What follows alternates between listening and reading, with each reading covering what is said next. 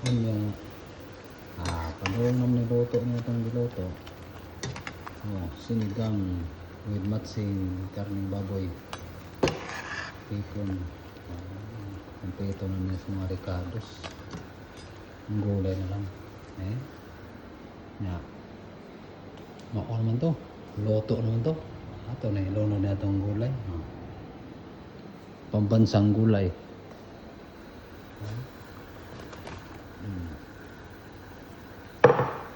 Kamulay kuha na kung saan yung gulayan. Kung kaya sa agad.